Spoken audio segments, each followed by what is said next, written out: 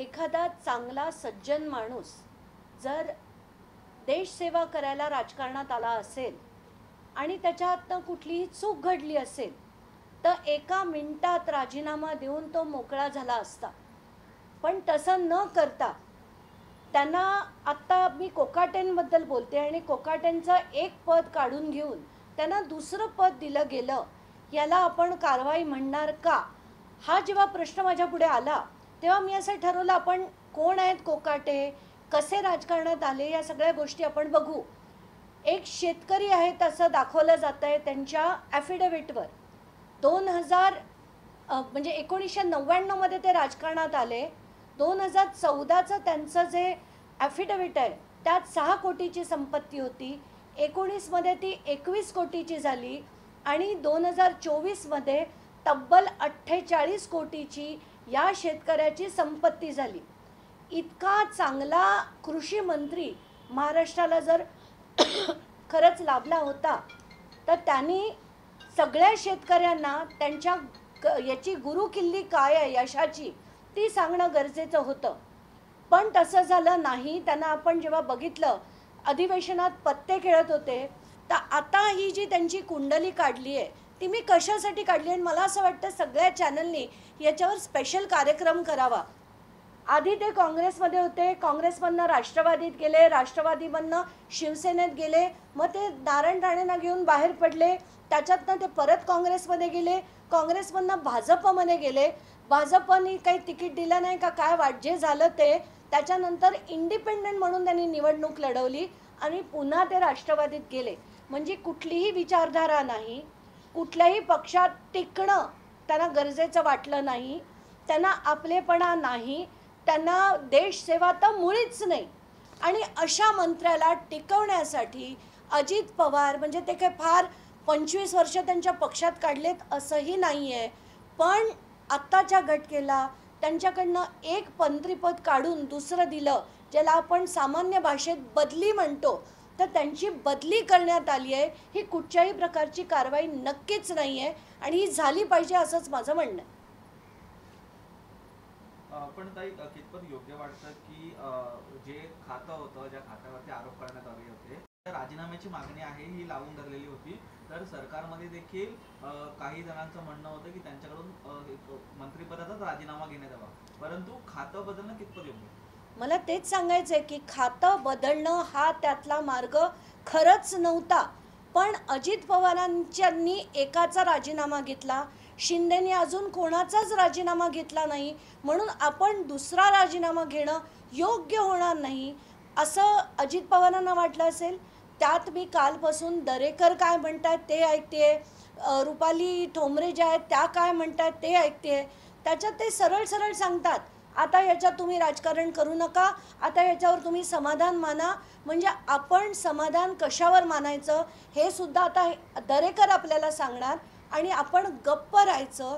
तुम्ही आक्रोश करू नका, तुम्ही चिडू नका, आम्ही जे करू ते चुपचापपणे बघा, कारण 4 वर्ष आता आमच्याकडे राजकारण आहे, तुम्ही आमचं काहीच बिघडवू शकत नाही. पण ते एक विसरतायत की येणाऱ्या स्थानिक स्वराज्य संस्थेच्या निवडणुका आहेत, त्याच्यात मात्र तुम्हाला धडा शिकवल्याशिवाय जनता गप्प बसणार नाही, शेतकरी तर मुळीच नाही. आपण जर बघितलं तर पुन्हा एकदा धनंजय मुंडे यांना देखील मंत्रिपद हवं होतं, त्यांनी तसं लेटर देखील दिलं होतं अशी माहिती मिळते.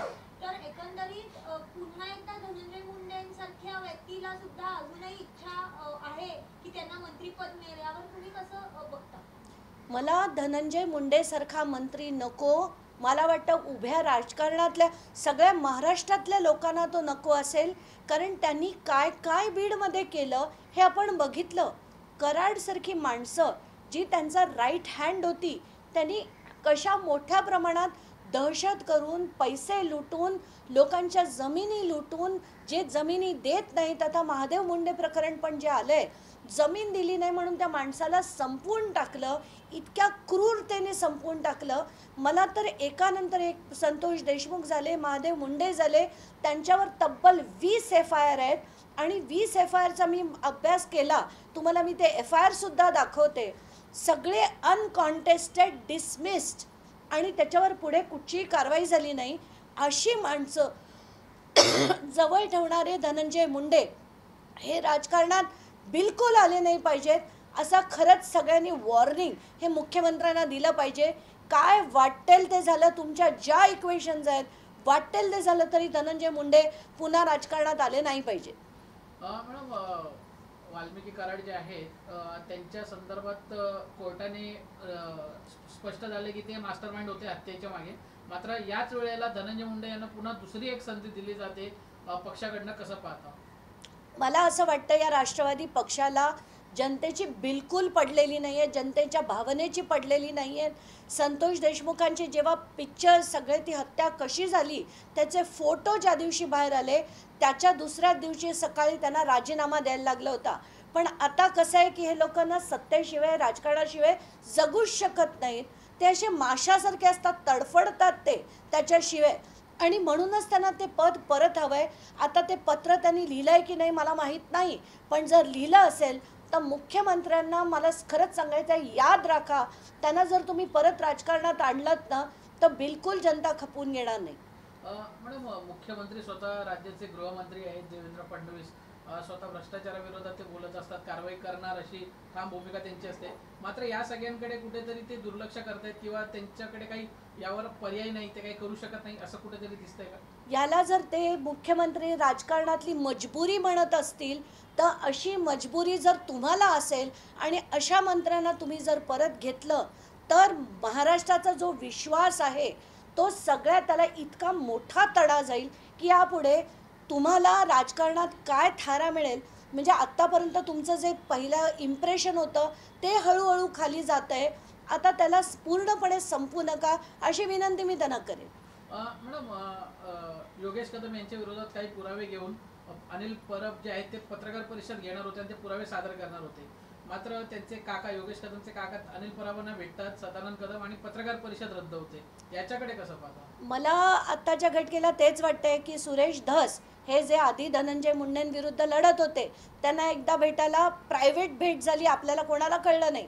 त्यानंतर हॉस्पिटलमध्ये भेटायला गेले ते आपल्या कोणाला कळलं नाही. बावनकुळे बोलले म्हणून आपल्याला कळलं. तर याच्यात त्यांची जी साठगाठ असते की तू माझं सांभाळून घे, मी तुझं सांभाळून घेऊ, एकत्र मिळून राजकारण करू, अशातलाच काहीसा भाग आपल्याला अनिल परब आणि यांच्यात दिसला. तर त्यांचे जे काका त्यांना येऊन भेटले, मला असं वाटतं आत्ताच्या घटनेला हे सगळं बाजूला ठेवून ही सगळी जी मंडळी आहे ना दहशत करणारी, वाटेल ती कामं करणारी, कारण आत्ताच्या घटनेला योगेश कदमांविरुद्ध माझ्याकडे प्रचंड मोठ्या प्रमाणात पुरावे आले आहेत, पण त्याचं पेपर वर्क मी करते. कारण आत्तापर्यंत 39 डिफेमेशन केसेस माझ्यावर आहेत. आता त्या आकडा वाढू नये म्हणून सिस्टमॅटिकली मी जे करून ते मी न्यायालयापुढे सादर करणार आहे की असा गृहमंत्री महाराष्ट्राला हवा की नको ते आता लोकांनी ठरवावं. मॅडम, आपण जर बघितलं तर ऑर्केस्ट्रा परवाना जो आहे तो रद्द करण्यात आलेला आहे आणि फक्त हॉटेल परवाना जो आहे तो आता ठेवण्यात आला आहे. योगेश कदमांनी सावध पाऊल उचललेलं पाहायला मिळतंय. कशा पद्धतीने बघता या सगळ्या?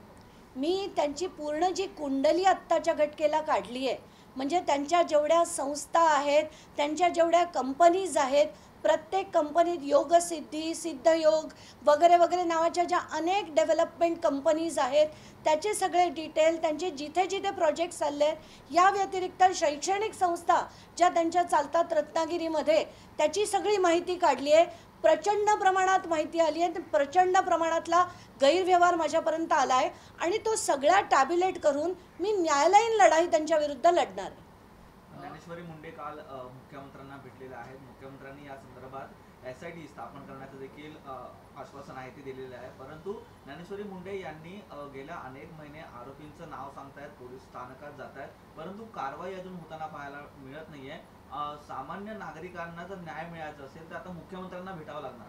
प्रत्येक गोष्टीत आपण बघतोय की मुख्यमंत्र्यांना भेटल्याशिवाय काहीच होत नाही. खरं तर एवढी मोठी गंभीर घटना झाल्यावर मुख्यमंत्र्यांनी माणूस पाठवायला पाहिजे होता त्यांच्याशी बोलणी करायला, पण तडफडत त्यांना इतकं इथे येऊन लढावं लागतंय. तेव्हा जाऊन ही SIT झाली. अतिशय दुर्दैवी म्हणायला पाहिजे. त्यानंतर ही SIT कितपत काम करेल, कारण अशीच एक SIT तेव्हा पण झाली होती संतोष देशमुख प्रकरणात. ती SIT त्यांच्याच लोकांची होती, मग जेव्हा आक्रोश झाला त्यांना बदलण्यात आलं. हे सगळं आपण एकदा नाही अनेक वेळा बघतोय. नुसती SIT होऊन काम उपयोगाचं नाही आहे. त्याच्या मागे गोट्या गित्ते नावाचा जो माणूस आहे त्याचं नाव मी पहिल्या दिवशीपासून घेते. तिथली लोक मला येऊन अक्षरशः बायका ढसाढसा रडत होत्या. त्या गोट्या गित्तेचा कंटिन्युअस फॉलोअप, त्याची आणि कराडची असलेली जवळकी, ह्या सगळ्या गोष्टी मी SP-ना कळवल्या होत्या. त्याचे असलेले वेअरअबाउट्स, कारण तिथली लोक मला कळवायची की आज ते ओरिसात आहेत, ते गायब आहेत सध्या ते गोट्या गित्ते. आणि गोट्या गित्ते कोण आहे हे सुद्धा सांगणं गरजेचं आहे. तर ज्या दिवशी कराडला अटक झाली तेव्हा जेव्हा त्याला पोलीस घेऊन कोर्टात जात होते तर पोलिसांच्या गाडीमध्ये पहिल्या सीटवर बसलेला, ड्रायव्हरच्या बाजूला बसलेला हा गोट्या गित्ते, म्हणजे त्याची पोच किती आहे ते तुम्ही बघा. पोलिसांच्या गाडीतनं जर हा व्यक्ती जात असेल तर हा गोट्या गित्ते याला पोलीस अटक कसे करणार? तर कुठे कुठे फिरत होता, आधी ओरिसाला होता, पुण्याला होता, याची सगळी इत्तमभूत माहिती जी माझ्याकडे बीडमधनं येत होती ती मी SP-ना सातत्याने देत होते. पण अजूनपर्यंत त्याचा तपास लागला नाही. आणि जसं कृष्णा आंधळे गायब आहे, आता गोट्या गित्ते गायब आहे. मी जे सांगितले होते लोक, ती मोराळे वगैरे, त्यांची कधीही चौकशी झाली नाही. कारण जर मला अजूनही म्हणावं असं वाटतंय की अवादा कंपनीची जी बैठक जी तिथे सातपुडा बंगल्यात झाली होती त्याची चौकशी आज तगायत केली गेली नाही. कारण सरळ सरळ हात हे धनंजय मुंडेंपर्यंत पोचले असते आणि ते तिथे बैठकीला होते नव्हते. नसतील तर या शासकीय बंगल्यामध्ये कराड काय करत होते याचं उत्तर धनंजय मुंडेंना दिलं पाहिजे. पण हे सगळं सोडून त्यांचं जर मंत्रिमंडळात जर परत घेण्याचा डाव जर केला जात असेल, हाणून पाडू तो डाव. मॅडम, एवढे सगळे मंत्री वादाच्या भोवऱ्यात असताना अजून एक मंत्री वादाच्या भोवऱ्यात आलेले आहेत, दादा भुसे. अनिल पवार जे वसई विरार महानगरपालिकेचे आयुक्त होते त्यांचे ते EDची छापे झाली, कारवाई झाली. नंतर असं समोर आलं की ते भुसे यांचे नातेवाईक आहेत आणि तिथे त्यांची पोस्टिंग व्हावी यासाठी भुसेनेच प्रयत्न केले होते आणि नंतर आता त्यांच्यावरच भ्रष्टाचाराचे आरोप आहेत. वसई विरार महानगरपालिकेचे आयुक्त जे होते त्यांच्यावर खरं तर जी कारवाई झाली त्यांची बदली करण्यात आली. 17 तारखेला ही बदली होते, पण ते त्यांचा पदभार सोडत नाहीत. असं कधी आपण ऐकलंय का याच्या आधी? पण 17 तारखेपासून 28 तारखेपर्यंत ते त्याच पदावर राहतात. कोणाच्या आशीर्वादाने? आणि ज्या दिवशी त्यांना जे सेंड ऑफ पार्टी दिली जाते त्याच्या दुसऱ्याच दिवशी त्यांच्यावरती EDची रेड होते आणि त्यांच्याकडे 1.25 कोटी रुपये मिळतात. आत्ताच्या घटकेला दादा भुसेंनी जे म्हणायचे ते म्हणो, पण दादा भुसे आणि मी असं ऐकते की एकनाथ शिंदे सुद्धा यांच्या जवळचे आहे आणि यांना जे अनेक गोष्टी त्यांनी ज्या केल्या होत्या त्यावर कंट्रोल करण्यासाठी 17 ते 28 ते त्याच पदावर राहिलेत, अशी सगळी जी माहिती माझ्यापर्यंत येते. खरंच मला असं वाटतंय की आत्ताच्या घटकेला राजकारणनं खूप खूप खूप खालच्या लेवलला जाऊन पोचलेलं आहे. बस दमले मी आता. खरंच बस. शेवटचा प्रश्न, उपमुख्यमंत्री एकनाथ शिंदे आहेत, त्यांचे दिल्लीचे दौरे सध्या आहेत ते वारंवार घडत आहेत. तसं बघता या सरकारकडे काय म्हणजे 2-3 पक्ष आहेत, 2 पक्षांच्या कुरघोडीमुळे ह्या दिल्लीचे दौरे आहेत ते वाढलेले आहेत का? जे सामान्यांचे प्रश्न आहेत ते कुठेतरी एका बाजूला पडून ह्या ठिकाणी वाढले? मला असं वाटतं की आत्ताच्या घटकेला एकनाथ शिंदेने दिल्लीतच राहावं, महाराष्ट्रात येण्याच्या भानगडीत पडू नये. कारण सध्या त्यांना अनेक गोष्टी सांभाळायच्या आहेत. सातत्याने त्यांना अमित शहांकडनं डायरेक्शन्स घ्यायला लागत आहेत, अनेक गोष्टी त्यांना जाऊन सांगायला लागत आहेत. त्या व्यतिरिक्त त्यांची जी सुप्रीम कोर्टातली केस आहे ती आत्ताच्या घटकेला इतकी विचित्र स्थितीत आहे तर त्यांना सारखं वकिलाला भेटून त्यांना मला वाटतं इतकं टेन्शन आलं असेल की ते महाराष्ट्रात राहण्याऐवजी दिल्लीत राहणं त्यांना जास्त योग्य होईल असं मला वाटतंय आणि ते त्यांनी तिथेच राहावं.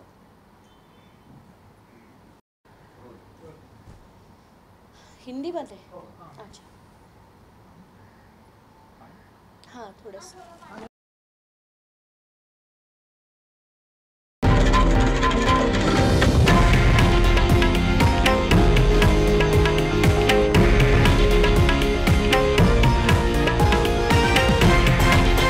हे आहे देशातील नंबर 1 न्यूज नेटवर्क आणि आपण पाहत आहात TV9 मराठी, एकमेव.